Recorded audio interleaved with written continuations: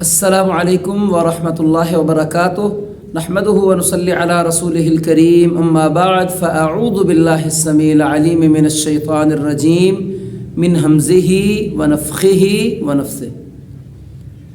انما یأمرکم بالسوء والفحشاء وَأَن تَقُولُوا عَلَى اللَّهِ مَا لَا تَعْلَمُونَ۔ گزشتہ آیت میں اللہ تعالیٰ نے شیطان کی پیروی سے اور اس کی بات ماننے سے، اس کے قدموں کی پیروی کرنے سے منع فرمایا۔ اب اس آیت میں اللہ تعالیٰ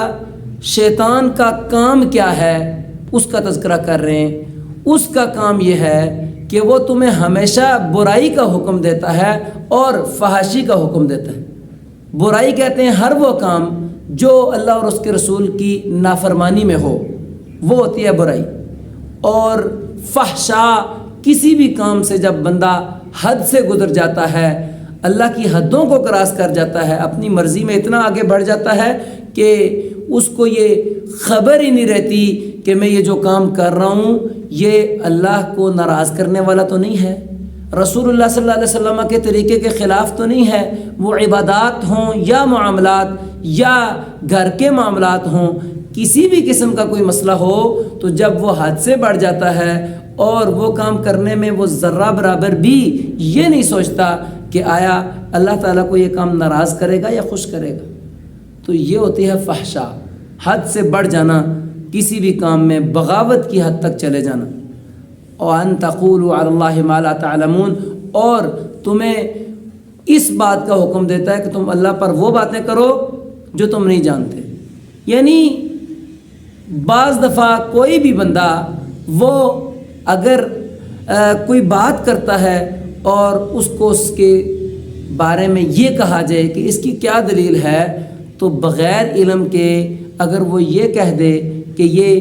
رسول اللہ صلی اللہ علیہ وسلم کی حدیث ہے، اللہ کا یہ فرمان ہے، قرآن میں اس طرح آیا یا حدیث میں اس طرح آیا، تو یہ بات کرنا وہ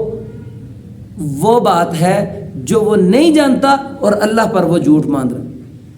تو اس کام کے پیچھے شیطان کا ہاتھ ہوتا ہے کہ وہ کسی بھی شخص کو اس حد تک بہکا دیتا ہے کہ اب اللہ کے حکم کے خلاف یہ شخص شیطان کو زیادہ ترجیح دیتا ہے اور شیطان کے کہنے پر اس بات کو اللہ کی طرف منسوب کر دیتا ہے کہ ہاں یہ اللہ کا حکم ہے اس لیے میں ایسا کر،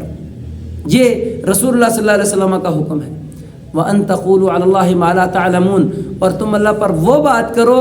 جو تم نہیں جانتے۔ اس میں ہر قسم کی بدعات و خرافات اور دین میں وہ چیزیں شامل کرنا جو دین کا حصہ نہیں ہے۔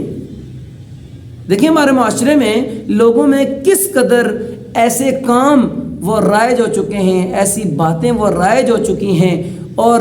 ایسی چیزیں وہ عام ہو چکی ہیں کہ جو اللہ کا حکم نہیں ہے لیکن لوگ اس کو اللہ کا حکم سمجھ کر کرتے ہیں۔ لوگ یہ سمجھتے ہیں کہ شاید کہ درست اور صحیح طریقہ ہے ہی یہ ہے، اور بغیر کسی تحقیق کے، بغیر اللہ اور اس کے رسول کی بات کے ساتھ ملائے وہ عمل کرتے چلے جاتے ہیں اور سمجھتے ہیں کہ اللہ کا حکم ہے، حالانکہ وہ اللہ کا حکم نہیں ہوتا۔ تو یہ چیز بھی، ایسے اعمال بھی کہ جن کا اللہ کے حکم سے، رسول اللہ صلی اللہ علیہ وسلم کے طریقے سے کوئی کسی قسم کا کوئی تعلق نہیں ہے، ایسے کام بھی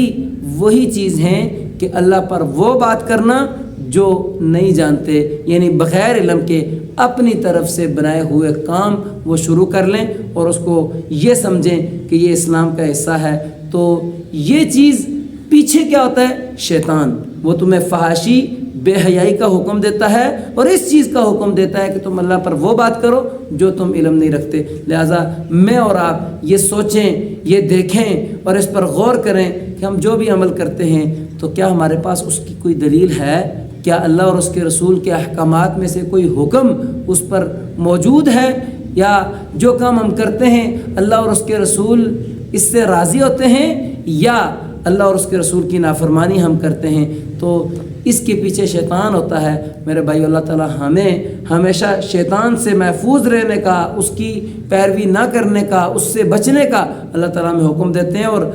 بارہا مرتبہ ہمیں یہ بتایا کہ وہ تمہارا دشمن ہے، اس کو دشمن ہی سمجھنا ہے، اس کو دوست نہیں سمجھنا۔